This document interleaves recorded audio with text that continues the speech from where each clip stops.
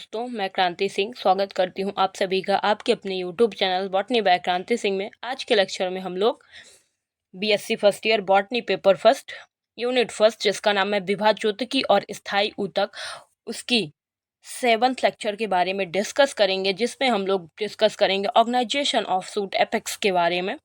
इससे पहले हम लोगों ने 6 लेक्चर कर लिए थे जो कि meristematic tissue and suit apex के ऊपर थे, तो वो आप लोग जा करके देख लीजिएगा, हमारे प्लेलिस्ट में अवेलेबल हैं, जिसकी लिंक मैंने डिस्क्रिप्शन बॉक्स में दे रखी है। और इस लेक्चर का पीडीएफ आपको हमारे टेलीग्राम चैनल में मिल जाएगा, जिसकी लिंक मैंने डिस्क्रिप्शन बॉक्स में दे दी है, तो आप जा करके देख लीजिएगा। तो चलिए आज के लेक्चर की शुरुआत करते हैं। Organisation of suit apex. सब फर्स्ट ऑफ ऑल मैंने आपको ये इसलिए दिखाया कि आप ये तो देख लीजिए कि लाइकली सूट एपेक्स होता कहाँ पे है। तो ये सूट एपेक्स जो होता है, सबसे ऊपरी भाग जो होता है ना, क्या बोला जाता है, सूट का जो अक्षीय भाग होता है, शीर्षस्थ भाग होता है, उसी को कहा जाता है सूट एपेक्स। अब थ्योरी पे चलते हैं। ऑर्गेनाइजेशन ऑफ सूट एपेक्स, प्ररोह शीर्ष का संगठन, इसको हिंदी में क्या कहा जाता है, प्ररोह शीर्ष का संगठन। फिर आ जाते हैं इंट्रोडक्शन, परिचय पर। 1 सेकेंड, ओके, इंट्रोडक्शन। एक पौधे का जो तना होता है, बाइबी भाग होता है, जो पत्तियों, शाखाओं और फूल फलों को धारण करता है। आप लोगों ने देखा होगा, जो पौधे का आप तना की अगर बात कर लें तो क्या करता है, बायवीय भाग होता है, बाहरी भाग होता है वो। और क्या करता है, पत्तियां हो गई, शाखाएं हो गई, फल हो गए, फूल हो गए, इन सबको धारण करता है। ये सारी थिंग्स जो होती हैं इसी के ऊपर पाई जाती हैं, पत्तियां, शाखाएं, फूल और फल। तना नोड्स और इंटरनोड्स से बना होता है। जैसे आपसे कोई पूछे कि जड़ और तने में अंतर क्या है, सबसे फर्स्ट थिंग तो आप क्या बताओगी, एक डिफरेंस आप बताओगी कि जो तना होता है उसमें क्या पाया जाता है, नोड्स और इंटरनोड्स पाए जाते हैं, लेकिन जो जड़ होती है, रूट होती है, उसमें नोड्स और इंटरनोड्स नहीं पाए जाते। ये सबसे बड़ी पहचान होती है तने और जड़ के बीच में। तो तने में क्या उपस्थित होता है, नोड्स और इंटरनोड्स उपस्थित होता है। नोड्स और इंटरनोड्स को मैं आपको आगे डायग्राम में दिखाऊंगी क्या, कहाँ, कैसे होते हैं। फिर इसके बाद पढ़ते हैं नोड्स से नोड्स, पत्तियां और शाखाएं विकसित होती हैं। नोड से क्या विकसित होगा, पत्तियां और शाखाएं विकसित होती हैं, ठीक है। और इंटरनोड दो नोड्स के मध्य स्थित होता है। इंटरनोड नहीं समझ रहे हैं, जैसे कि ये तना आप देखेंगे तो तने में ऐसा भाग पाया जाता है।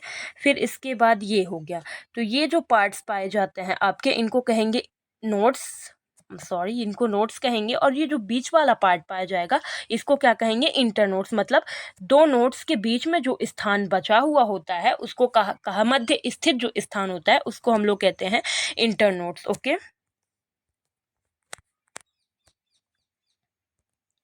किसी भी पादप में विभाजन की क्षमता नोड्स भाग में होती है।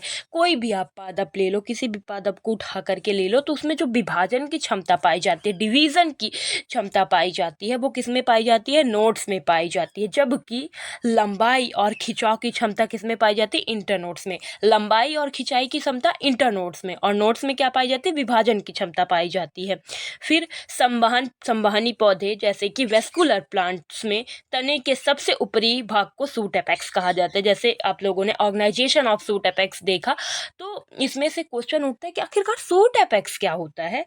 तो संवहनी पौधे जो वेस्कुलर प्लांट होते हैं, जिसमें संवहन तंत्र जैसे कि जाइलम और फ्लोएम तंत्र पाए जाते हैं, जो कि जल और भोजन का परिवहन करते हैं, ऐसे पौधे के जो तने के सबसे ऊपरी भाग होता है, तना का सबसे ऊपरी भाग, उसे ही कहा जाता है suit apex. Okay, suit apex वह स्थान होता है जहां नवीन ऊतक बनते हैं। क्या बनते हैं, नए नए जो ऊतक होते हैं, नए नए टिश्यू होते हैं, न्यू टिश्यू, उनका निर्माण होता है। इसलिए यह एक विकासशील है।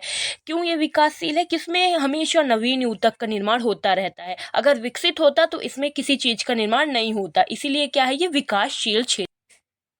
इसमें मल्टी पोशेंट स्टेम सेल्स अर्थात बहुक्षमता वाली मल्टीपेशेंट बहुक्षमता वाली स्टेम कोशिकाएं भी पाई जाती हैं और मेरी स्टेम सेल्स पाई जाती है। मेरी स्टेम सेल्स आपने देखा हुआ होगा कि क्या करती हैं, आगे के लेक्चर में हम लोगों ने पढ़ लिया था कि मेरे स्टेम सेल्स जो होती है, मेरे स्टेमेटिक सेल्स जो होती हैं, वो विभाज्य ऊतकी कोशिकाएं जो होती हैं, विभाज्य ऊतकीय कोशिकाएं जो होती है क्या करती, केवल विभाजन का कार्य करती हैं। तो जो सूट एपेक्स पाया जाता है उसमें मेरिस्टेमेटिक सेल्स भी पाई जाती हैं। इन सभी कोशिकाओं के समूह को एपिकल सूट एपिकल मेरिस्टेम कहा जाता है। जब ये सारी मेरिस्टमिक सेल्स मिलती हैं तो उसके बाद क्या बनता है, सूट एपिकल मेरिस्टेम बनता है। ठीक है,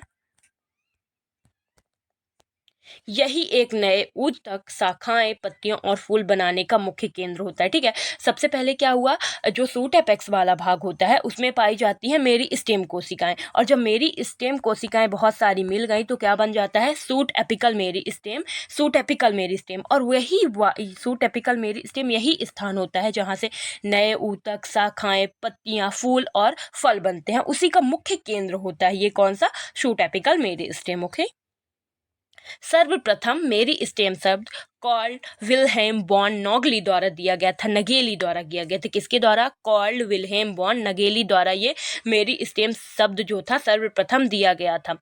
मेरी स्टेम शब्द ग्रीक शब्द मेरी जेन से विकसित हुआ है जिसका शाब्दिक अर्थ होता है विभाजन।